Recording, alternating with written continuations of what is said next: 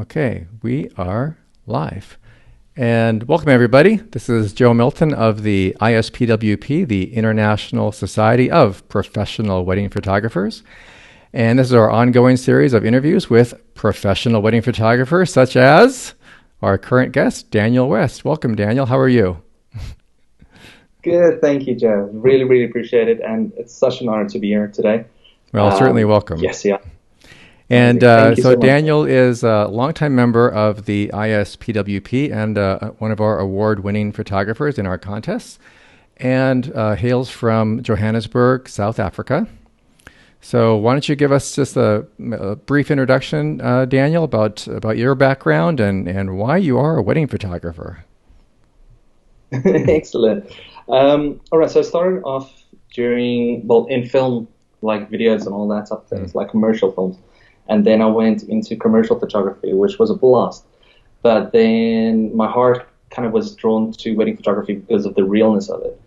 And yeah, I've been doing this for about 6 years, give or take. So it's been a good ride so far. It's really amazing to meet all the couples and the stories and just traveling and all that sort of things. But it's just, yeah, so in terms of just to keep it short, like my approach is very journalistic, but also with a little bit of off-camera flash every now and again, Okay. like posing and all that sort of things. But yeah, it's become a real big passion of mine, and it's been a journey to get to this point in my career. Well, that sounds great. Yeah. Well, and I noticed too from being familiar with your photography, you have I would call it a sort of a very clean graphic style where you have a very strong visual sense. Do you think that came from a commercial photography background or training?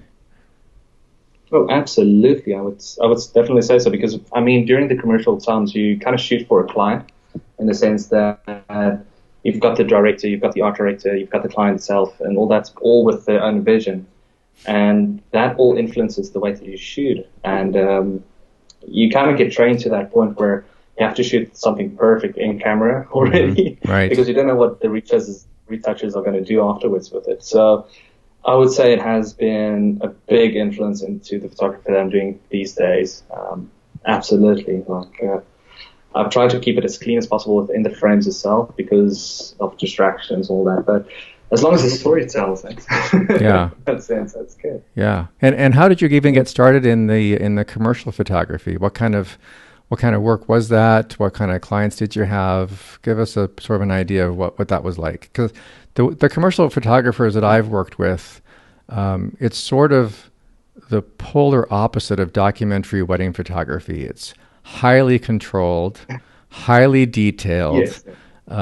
Everything is calculated and placed with precision, which is very different, of course, than documentary weddings. So, how'd you get started in the commercial photography? Well, I think it was during the time where my photography was very exploratory, because I did study photography with the Open Window. It's a college that's quite close by to where I live currently. And we've done basically everything in visual communication, from design to web design to film itself and photography and all that. So during that time, I kind of built up relationships outside and kind of got into the commercial photography from there. And the clients that we had over there was quite nice. Like we had Coca-Cola, we had Adidas was also one of them that we've done. So it was big clients that we worked for, but only during the time. But that's not how I got into it. It was more than I started assisting photographers outside, and then they kind of introduced me to the right clients from there on. Okay. Was working in Cape Town during that time as well, so it was back and forth. But yeah, so the type of clients that we had was very strict in what they wanted with the briefs, with the call sheets and all that type of things. And no, it was really fun in a sense, like everything had to be precision. So when you do, for instance, a bridal portrait and something's not in, it kind of stuck to me. Oh no, we need to move that.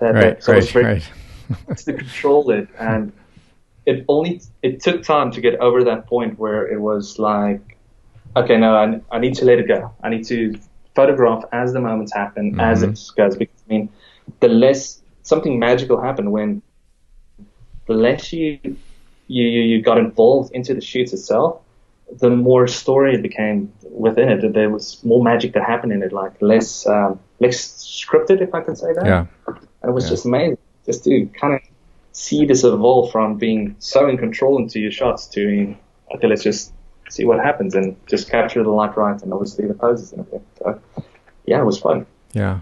Well, in many ways, it can be very good training for wedding photography because, like I said, being the polar opposite, you now have a wide variety of skills that you can bring to a wedding that not everybody would have, right? Because you have the understanding of light and control and composition from commercial, but then you apply that to a real world, real people situation, and you can get some great results. Absolutely. I mean, I'm still learning as we're going because I'm still very young into the industry, if I can say that. Yeah. But in terms of having that background, I do see the benefits in it because I understand the lighting. I do. It's my wife actually told me like I shoot really fast, so a lot of people as well. They're like, "Are you done with the photograph?" So yeah, we're taking it. Let's move on. Yeah. So that happens, but it's because the understanding of lighting, the background is already there, and it's just literally let's focus on the story and let's get something magical from that. Yeah, I guess. Yeah. So tell me about maybe the first one or two weddings that you did. Was it someone that said, "Oh, I know Daniel. He's a photographer. He can shoot my wedding"? Was it one of those? Almost something like that. It was more the family. Okay. So they referred me. Well, not referred me. They knew I was studying still at the time, and I wasn't taking wedding photography that serious at that point. So just all gratitude to them. They've put a lot of how do you say this, confidence into the work that I've done. I mean, you think a wedding is just taking pictures and everything. It's just not. You understand it, of course. Sure. But it's during that time where, okay, listen, I'm busy studying this. I got this. I know how to take a photo at least. It's a stressful environment to go into your first wedding. So it was something real. I think I had a Canon 400D at that stage. It's like the entry level camera, which did the job, but all my photographs were like, oh, it's artistic, it's cute, and all that. So it was very experimental. Yeah. But they placed a really, really challenging situation. The first wedding that I've done, what I've done, it was in Stellenbosch, down in Cape Town, called Lawrence Fort. Stunning venue, but they got married in the cellar. So lighting is a problem over there. You've got no lighting. You have to use artificial lights. And with a camera that doesn't push the ISO as high, you're bound to run into a lot of problems. But we did the job good, and they were happy with the photographs. I was happy. When I look back now, it's like, oh no, won't show that. Yeah. Well, I think as photographers, I think we are sometimes we're our own worst critic. We're much more critical of us than our clients can be sometimes. But so speaking of equipment, so when you started off, I think when all of us started off with wedding photography, we had very minimal, most of us, very minimal equipment or very entry-level equipment and had to build it up over time.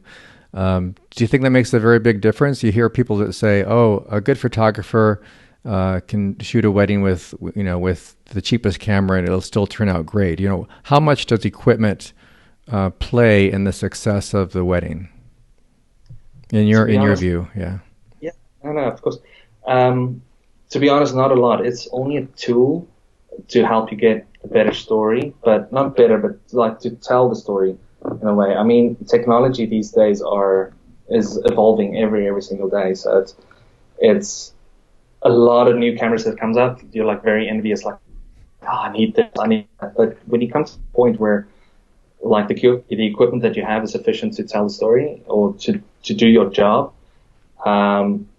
it doesn't play that much of a role. But obviously in the beginning you need to build up. So better equipment does, in a sense, up till a certain point, do you justice. But it's only a tool to get you there. But I've seen work from amateur photographers, well, professional photographers with amateur gear, that produces amazing work. Like it's just amazing what they can do with like a well, Canon 400D, for example. Or with their iPhone. Oh, even with the iPhone is that. Yeah. Yeah. It's crazy. So I would say that the equipment doesn't make you a better photographer, but it does help in getting better results. Yeah. In terms of better lighting, or like for instance pushing the ISO as high as 6400 or whatever the case may be. So it does help, but it isn't the distinguishing factor. Yeah. Between a good. Yeah, I agree. I think probably and it will probably continue to get better over a certain amount of time, but at one point it's not going to matter anymore because it's almost perfect now in terms of low light capability, in terms of being able to shoot high ISOs in very dark situations. I mean, you can shoot pictures now that 5 years ago would have been almost impossible. Exactly. You know, it's crazy, the technology, but then I go back and I look back at some of the ISPWP contest entries from 10 years ago with what we would call now very primitive digital cameras, and there's still some amazing work. You wouldn't know it was an old camera. Yeah.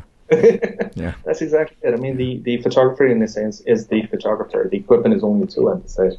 I mean, I do use quite a bit of high-end equipment like ProPhoto and all that, but it makes my life a little bit easier in terms of getting the lights right quite faster in that sense. Mm-hmm.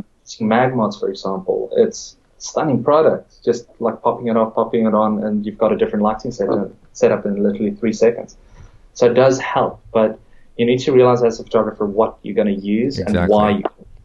And I think that is probably one of the main benefits is ease and speed. Things are easier and faster to get the results that you want, but a bad photographer maybe cannot envision what a good photographer can envision. And even though they can make the picture faster or easier, doesn't mean it's going to be a good picture. So you still have to have the good photographer knowing what a good image is and how to use that equipment, right?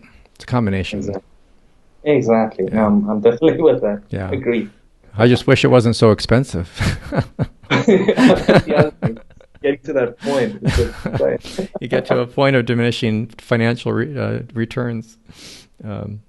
Date night or new equipment. So.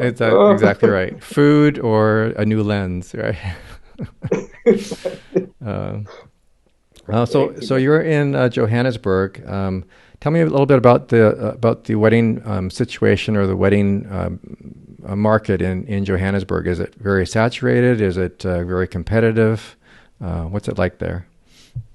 Definitely. I mean, I think wedding photography in global state is quite competitive because you get new photographers entering the market every single day with lower prices, and some of them are producing excellent work. Like, I raise my brows and I literally give them a clap because it's stunning work that they produce. I mean, when you lay out a portfolio before clients these days, it's experience that matters in the end of the day. So having just portfolio style shoots or great shots isn't enough, obviously, to get those type of.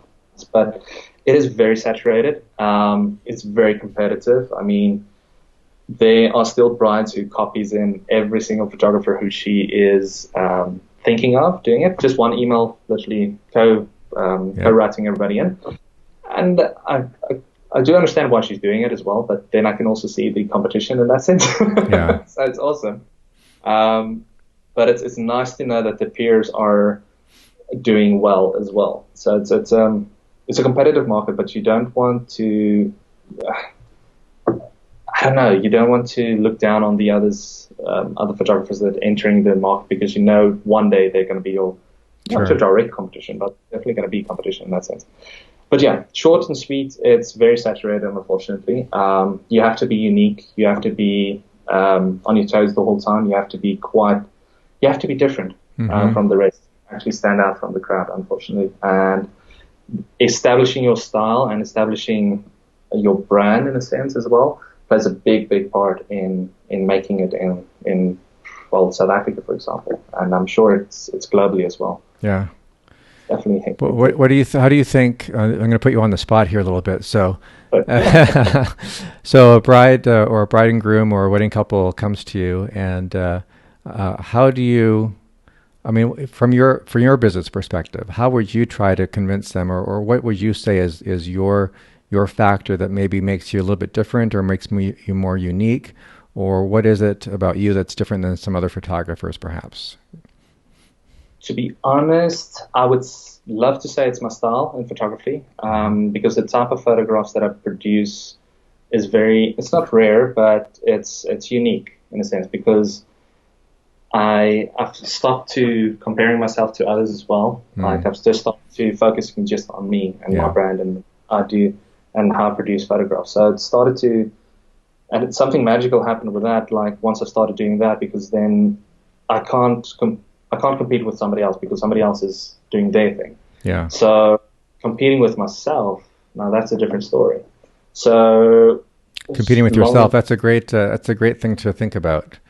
Focusing on yourself and developing your own style, because if all you're doing is trying to copy other people or trying to compare yourself to other people, that will be a very frustrating and unsatisfying career, I think. I think if you need to be looking inward, I mean, you need to know what's going on in the marketplace, sure.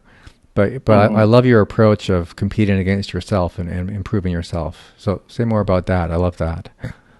Absolutely. And I think through that kind of starts to shine through once you meet with a couple as well, they started seeing the passion and what you offer them. And I think, and I hope to think that what I offer them is unique in that sense. I mean, I'm still learning the ropes in terms of what I'm not to do and all that sort of things. But in terms of promoting myself, I do focus on them more than I focus on me then. But secretly, I focus on my style to improve that, to give to the client something unique and bespoke and creative. Mm-hmm. So it's challenging because, as you mentioned before, you are your worst critic. Right. So yeah, you have to kind of realize that, and then be happy about it as well, because you know you're going to crit yourself. Yeah. My biggest crit is my wife, actually, to be honest. Yeah. Like before I run like a good idea wherever, I'll always ask her first to come and see me because she knows me the best, you know. So it helps. Then we'll have a debate, have a cup of coffee, and then just move on from there. Yeah. Yeah, to have someone who knows you that well and can be honest with you is invaluable. Because a lot of times you may ask for criticisms from your peers or some friends, and sometimes it's great and they can provide really great feedback. But sometimes it's they're always going to say, "Oh, it's great. Everything you do is great." Right. or it's bad. Right. But they don't give why it's bad. So, getting good critique from people you trust is important, and shameless plug. That's why I've always loved contests, because you are getting independent people that don't necessarily know you judging your work against everybody else's, and so there's a number of great contests online. Ours is just one of many, but I think they're a great avenue for really testing your work in the marketplace and seeing how people react to it in an unbiased way. No, absolutely. And I must say it helps to have mentors as well, people that you look up to and really, really trust with your work as well. I mean, I've had quite a few during the time that I've had. I've had Christelle Roll. She's one of the top photographers in South Africa as well. I've had even my peers, Dwayne Denton, I think he was on the show a little bit previously as well. Not that long ago, yeah. Yeah, awesome guy. Yeah. And even Linda, Jackie, it really, really helps to put your work out there and just ask your peers, like, listen, guys, what do you think about this idea? What do you think about this photo? What would you do to improve this if you were to improve? So mentorship plays a big part in your development as well, because they push you as well to get to a point where you can kind of crit yourself as well a little bit better, because sometimes you miss those, like cleaning the shots on the curves, or what drives the bus, for example, as well. I've heard that a lot. Yeah. Like imagine lighting, or what was the other one? Goodness, there was three. Yeah, something like that. But you get the point. What about working in a saturated market and needing to sort of expand your market? I know you do destination weddings, correct? You shoot basically anywhere. What would your Do you like doing destination weddings? I mean, what's the truth, I guess, about destination weddings? Do you enjoy doing them? Are they a challenge? Or what are the pros and cons? What are your feelings about destination weddings? Absolutely. Valid point. I do love destination weddings. It gives me, well, photography is something quite beautiful in a sense that you can travel the world using that tool to do it and meeting new people and all that from all three cultures and everything. So it levels the playing field in that sense. But destination weddings are fabulous, but it also has a lot of downfalls, unfortunately. I do love them. Don't get me wrong. I do love them at all, a lot, because you do see the world and experience new things. But if, for example, when you're married, if your wife can't go with, then what's the point in that sense? It's you'd rather stay home with you. Not rather stay. Obviously, you'd love to do the work and all that, but you'd rather take her with, experience the new country with everybody, with her as well, Sure. with your spouse or that. But destination weddings aren't so glamorous when people think about it, because I mean it costs a lot to fly out of South Africa, for example.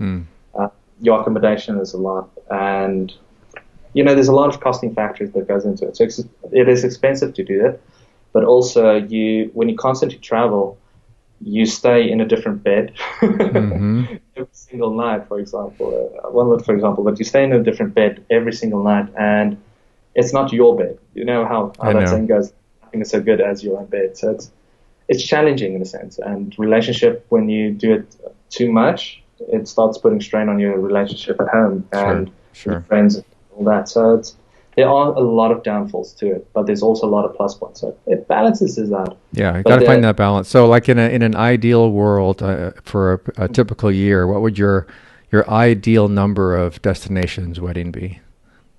I go to two destinations. Two, okay. That's fair. National destinations, yeah. Which is enough time to go out and back and still do the seasons in South Africa, for example. It might change. I mean, I've had quite a few flights back and forth, which was very, very fun weddings as well. But I would say about 2 a year has been my balance at this point.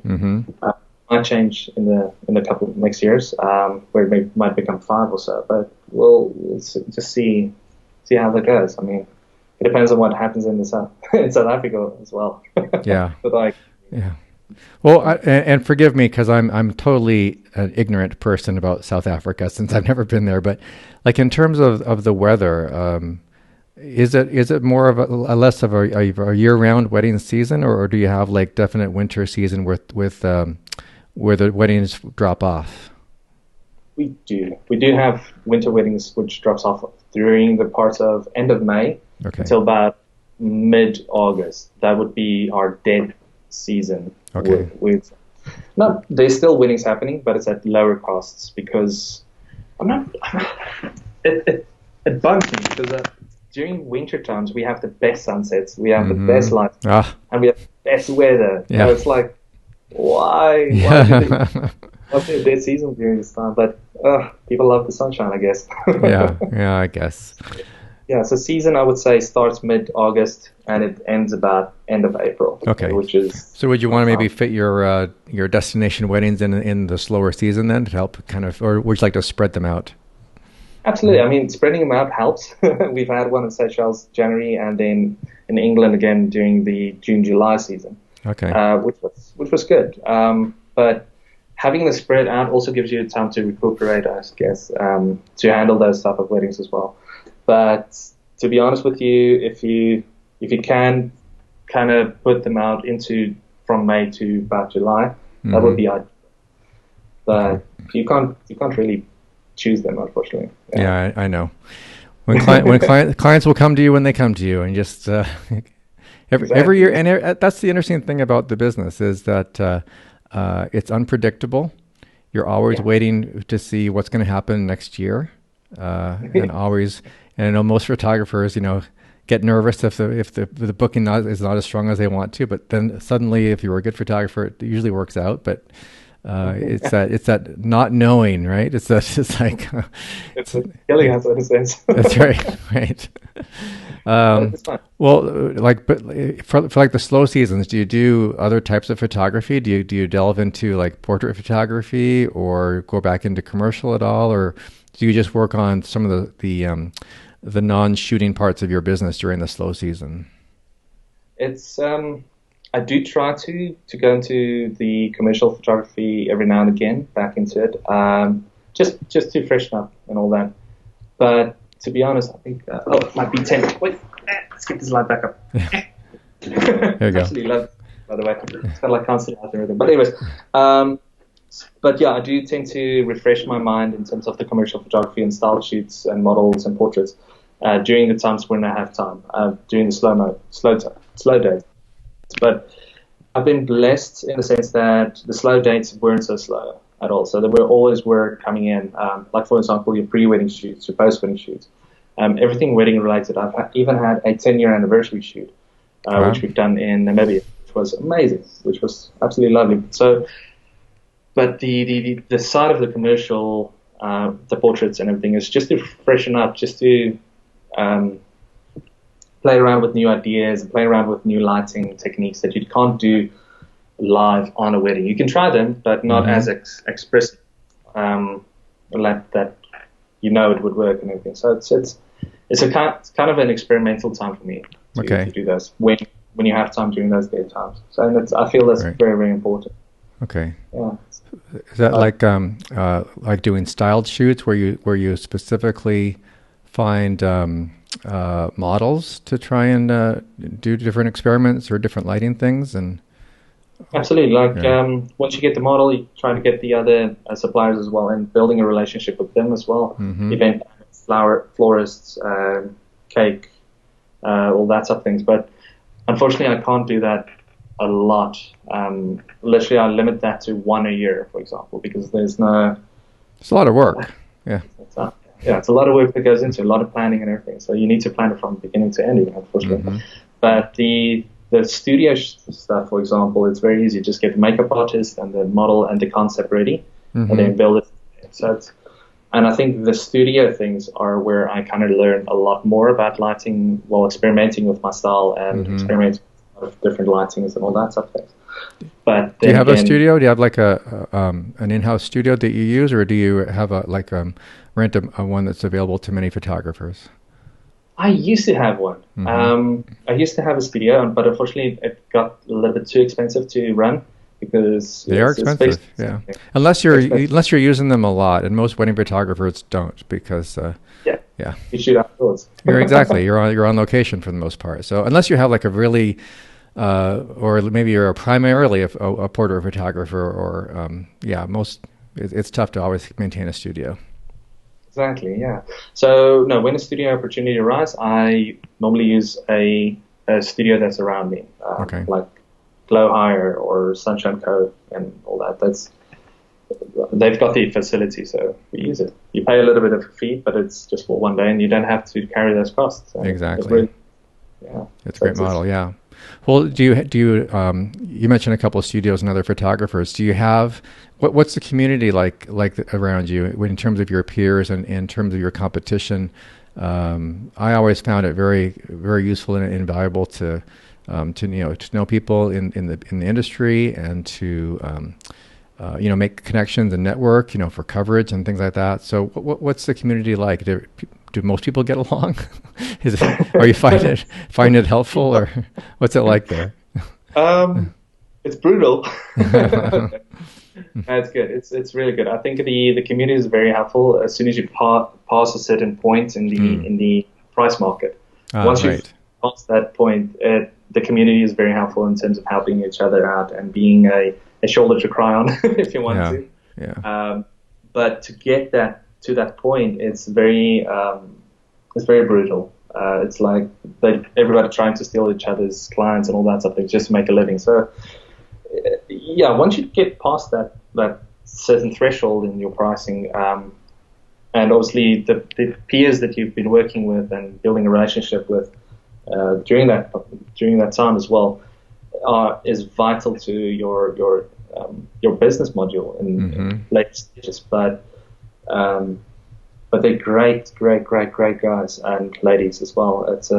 It's very, very, very, very, very amazing to have that type of friendships as well. Yeah. Because, I mean, I do shoot second shooting for another, and she shoots me as well, Lena Foster, and other times as well, like Warren asking me to bounce ideas with each other. Yeah, so it goes a long way to have good friendships in this industry, not just for personal gain, but as well to help others as well to gain their full potential, I think. Yeah. So yeah, you need to get to that point where you're comfortable in sharing information with each other and just be friends with each other. Because I mean, to be honest, yeah, we are competing in a wedding industry, but each one has their own style as well. So if a bride comes to you with a certain style in mind, there's no way that she's going to contact the rest of them. So it's and for you to give a personal recommendation to say, we're probably not a good fit, but I know a guy, or I know a girl, I know someone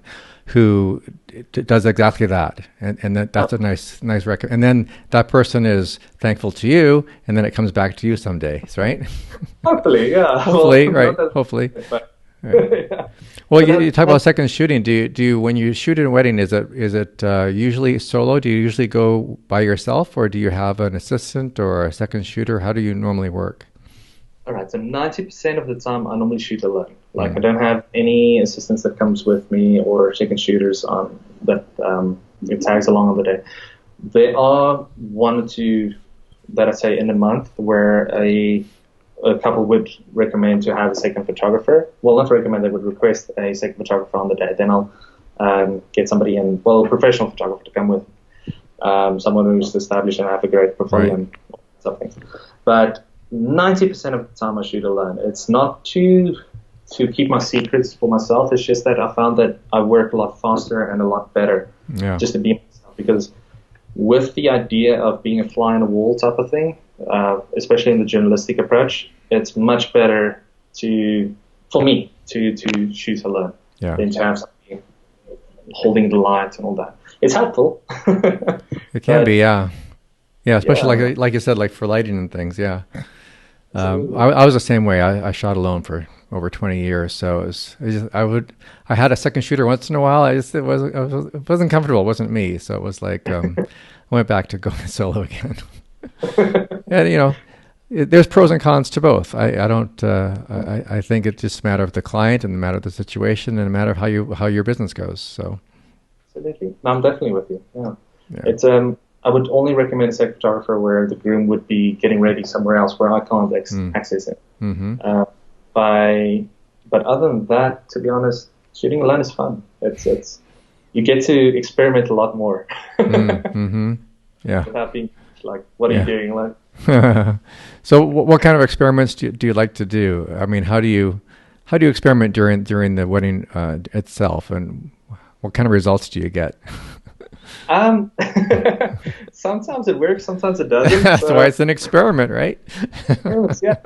I experiment a lot with reflections and lines and the basics of it, but try to push that to a different way of approaching, for example, the bridal shot, like having a prism in front, very old school technique. Mm-hmm. Like playing around with refractions and reflections and that sort of thing. So shooting through the window to get the reflection of her behind me with the light on her. So that was one of the most tried out experiments that I had so far. Haven't succeeded yet, but getting there. Yeah.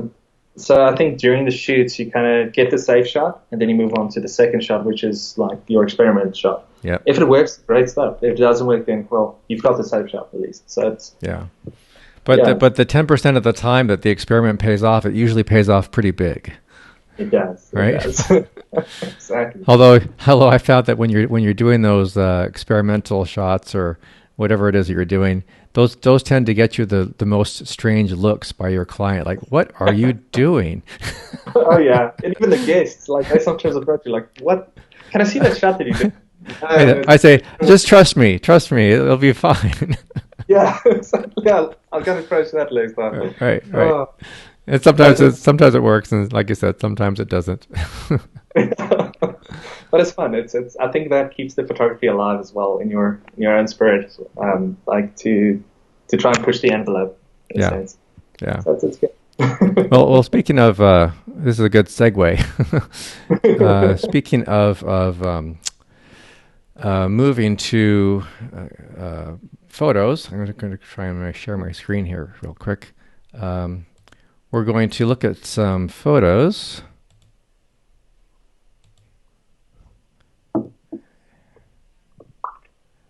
And make sure this is working here. Mm-hmm. There we go. Lovely. Okay, can you see that photo? Yeah. With the Yeah, stars? I see Okay, good. Hey, stars. I got it to work. All right. Really? Okay, so let's look at some photos, and some of these I think are experiments, and some of them are just great images. So, talk to me about how you shoot a photo with the Milky Way in it. Absolutely. All right, so you need to go into the Karoo side, far away from the city. The orange lights that you can see on the horizon is actually artificial light from a city that was nearby. So the further away you can get from a city that produces a lot of light into the atmosphere, the best time it is. So I had to actually study this. It's called astrophotography. A little bit of Googling that goes on. So it's called the rule of 500. Now, you take 500 and then you divide it by the focal length of your lens. And that should give you the shutter amount, which your shutter needs to be open in order to get the stars not tracing. Okay. So you've probably seen those photographs which got all these lines in the sky. Now, that is called star lines or something like that it's called. And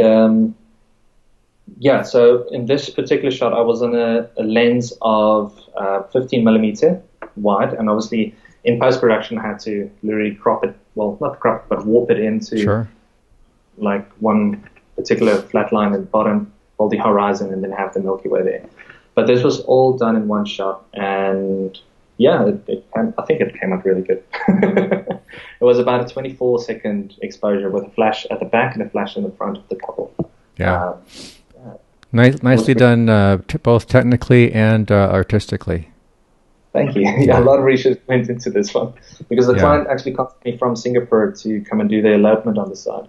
And as a surprise to them, because Singapore doesn't have a Milky Way, I asked them, okay, listen, let's go to a wild reserve that's a little bit further away from all the city lights, and then let's go experiment. In this wild reserve, and they were blown away by just looking up to the stars. You could see the Milky Way just by looking up at the sky. So, yeah, I've seen a couple ISPWP members shoot shots like this, and I've always enjoyed looking at them because I never did that. Oh no, that takes way too much math for me. It does, unfortunately, but it's quite easy. I'm going to divide it by. Yeah. Right. Gotta get my computer out. Okay, let's look at another one. Okay. See if I can get the full screen effect going here. There we go. That's better. Okay, here's a nice moment with an express. I always love peak expressions. Always great. So what happened here? Oh, the bride is very, very much fun, and the groom himself, he's a professional cricket player as well, which just out there. So the match between these two and the energy between these two were very, very energetic during the whole wedding day. She was very fun, and he was just going with it and something. So it was really, really fun wedding. And during the time, as a wedding photographer, there comes a time where you have to do under the veil shot.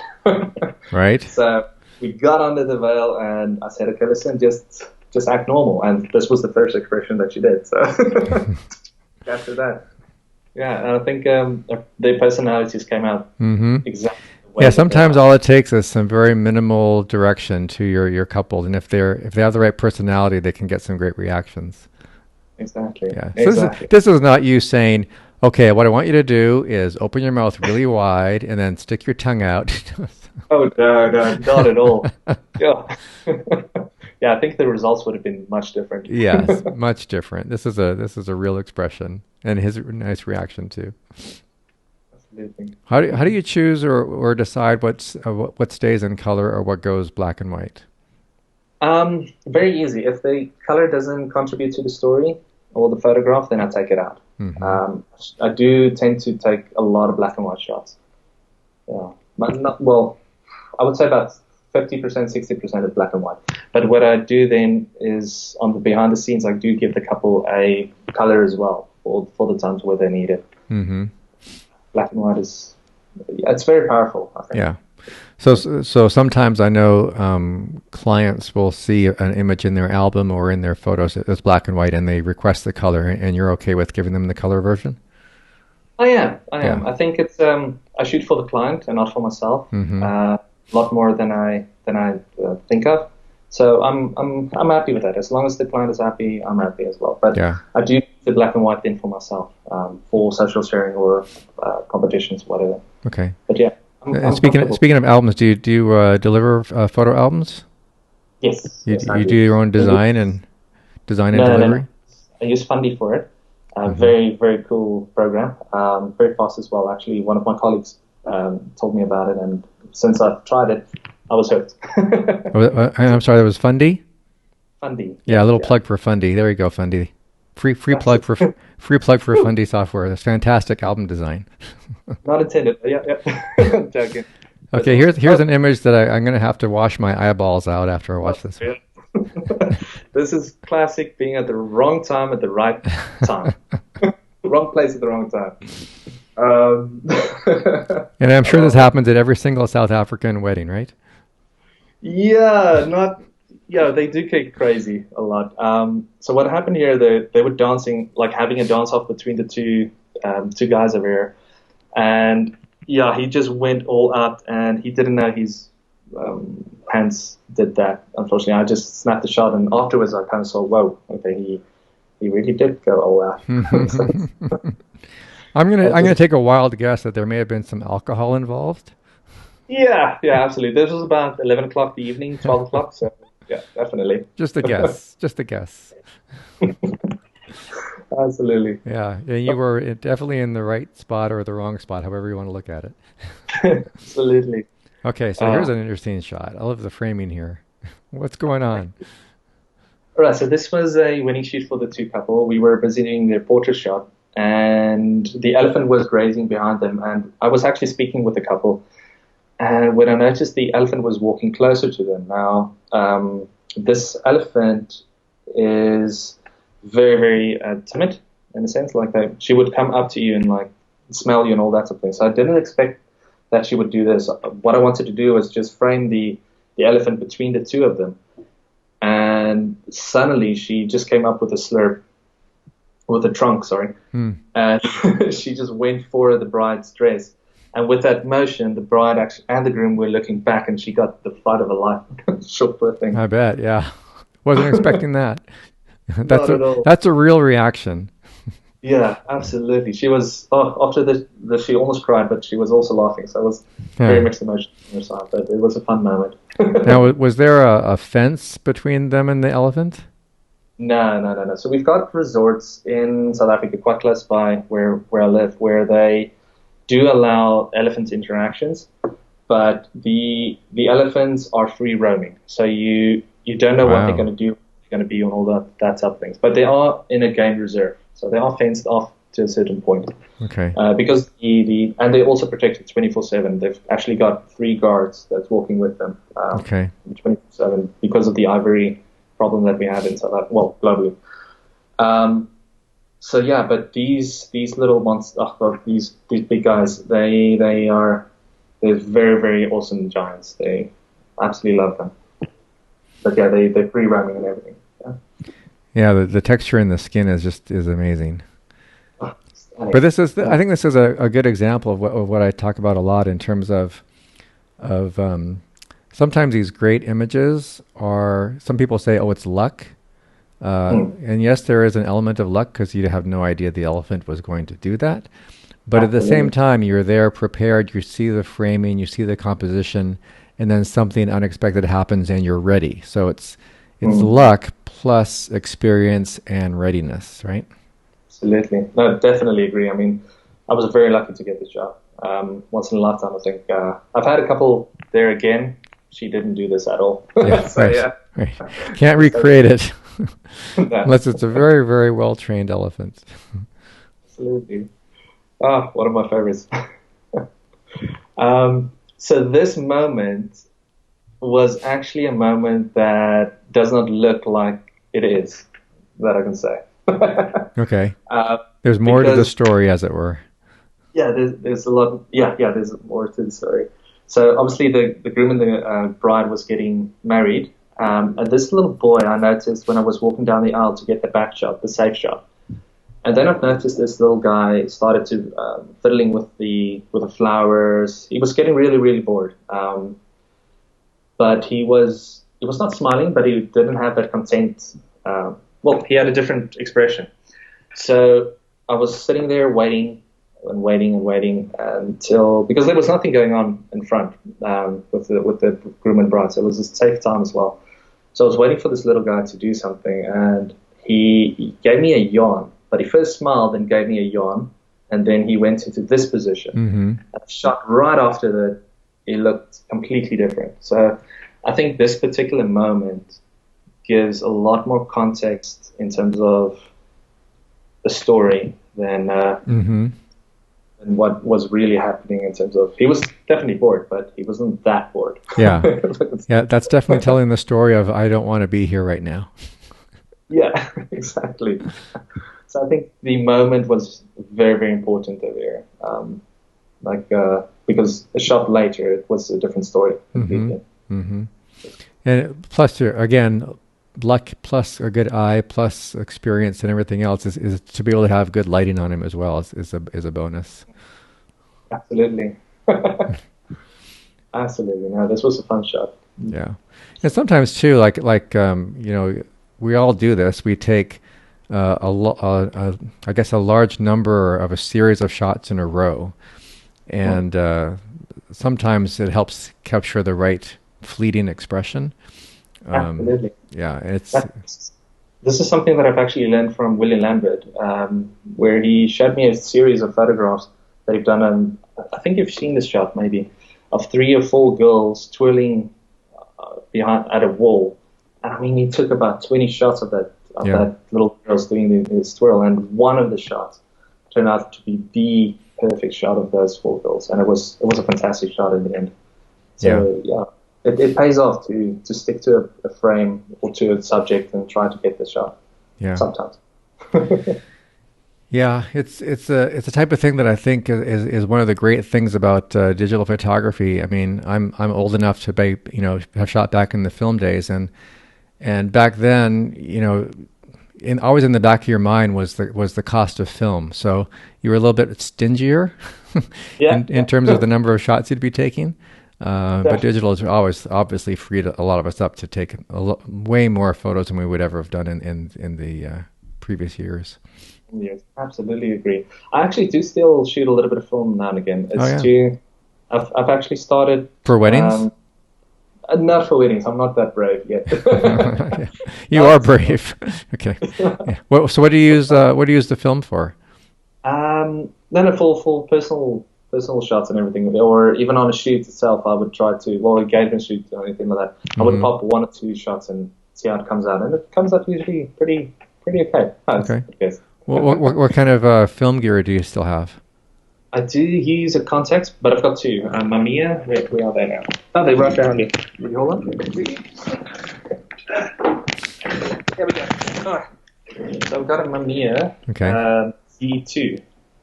Nice. You can see that. Classic. I love this guy. Yeah, I've got a 50mm 1.2. Stunning output on this. Love this little guy. Yeah.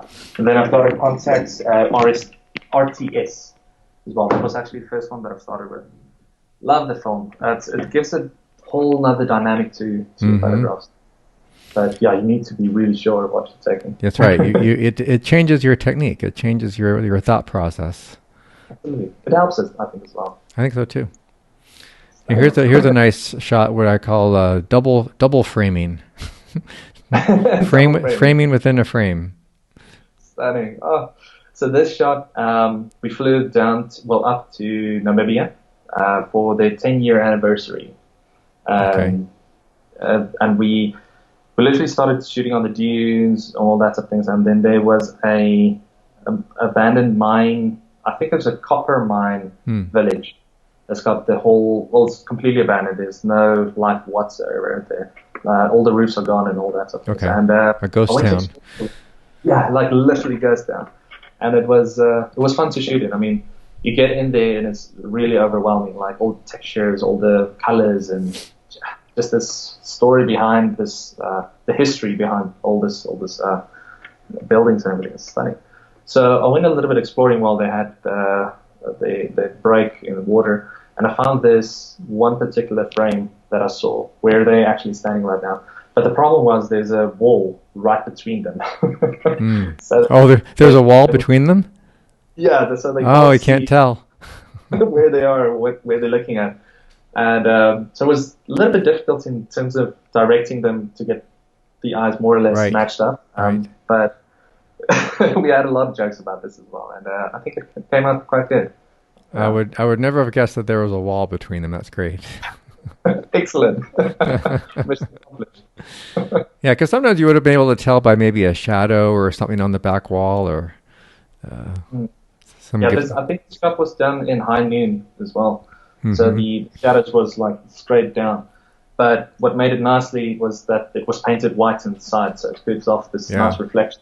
So yeah, it helped a lot. Well, I'd say too, you're lucky to have an adventurous couple because not every couple would say, "Oh yeah, let's go to an abandoned city in Nairobi and walk around some ruined buildings."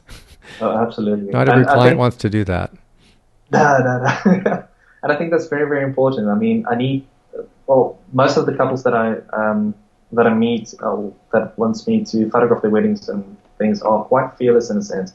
Like they won't think about, oh, what's my dress going to look like afterwards or anything like that. So they kind of go Right. into the notion that, okay, we are going to do something crazy. So let's just go with it. We trust you in full that this is going to be amazing afterwards. Yeah. And it does put a lot of pressure on, but it's fun. I think it's really, really fun afterwards. Yeah, no, that's an excellent point. The level of trust that has to be there between client and photographer is a huge thing, and some photographers are good at establishing that trust very quickly and very easily. I'm going to guess that you're one of those people that can do that. Otherwise, you wouldn't have gotten this kind of a shot. But yeah, it is a combination of having the experience and the talent of working with clients, and also having enough experience to know that you can go into a situation like this and get some great photos. Because an inexperienced photographer would struggle with that. They wouldn't be sure, what to do or how to use the environment or how to use the light. It would be more of a struggle. It'd be more of a challenge. But if you have that confidence, then you exude that confidence, and your clients can see that in you, I think. Definitely. Yeah, I definitely agree. It really helps to have that client confidence in it because you can push the boundaries a little bit farther. Yeah. But Good point. you do realize as well, okay, listen, I can't go too far with the client, but let's stay a little bit safer. But you do try to push it sometimes with those type of clients where you realize, okay, listen, it's not because of the trust. It's more about she's paid, well, a couple $1,000s for her dress, so you don't want to push it too far. Right.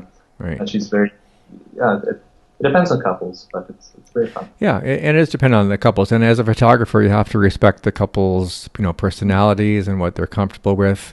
But every once in a while, you'll get a client that is willing to do whatever you want them to do, and it's great. Absolutely. I love that. Doesn't happen very often, but it's great when it does. Absolutely. Oh. Oh, yeah. So this is the same couple, and I think it's a very much more emotional photograph. It's always also obviously aesthetically pleasing, but they're a milestone because most of the couples unfortunately don't reach 10 years Yeah. after they were. So having these two walking into the distance, just into this vast land, I think was quite a big story for me. It's a it touched the heart for this one.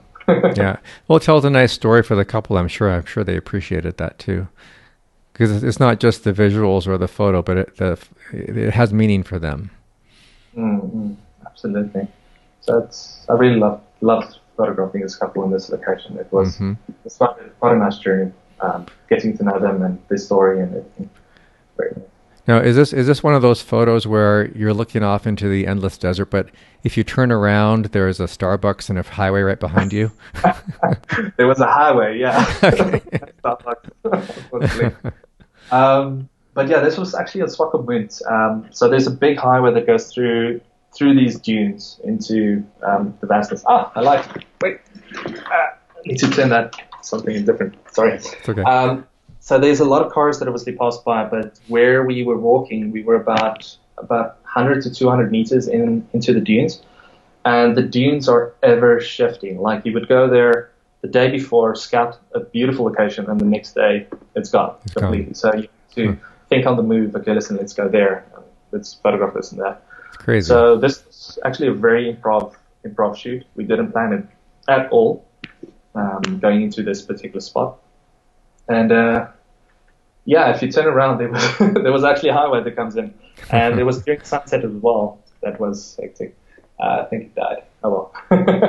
Yeah, no, it's great. I love the mood and the color tones in there as well. Oh, stunning! Thank you.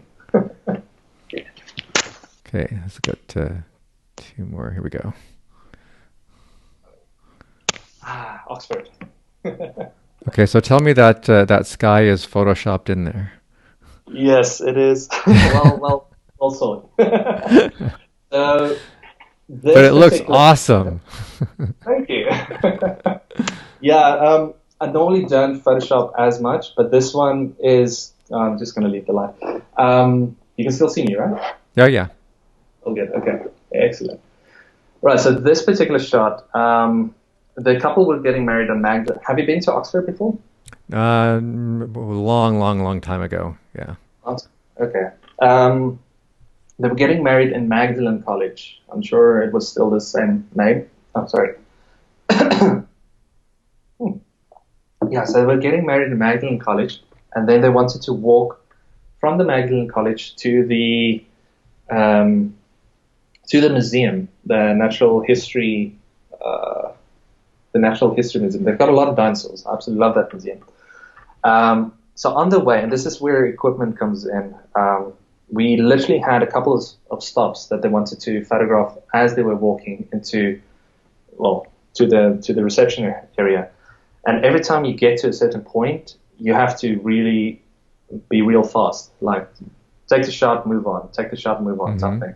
And this was one of them. And I had this. Is that because there were so many places they want to go? They didn't have time? Yeah, they wanted to get about 5 locations. And each location is about, it's all walking distance from one another. Okay. So a quick stop at each location and move on. Exactly. Okay. So that was really get there, shoot the shot, literally a minute, and then walk on to the next one. So you really have to go really, really fast. So for this particular shot, I had something in mind.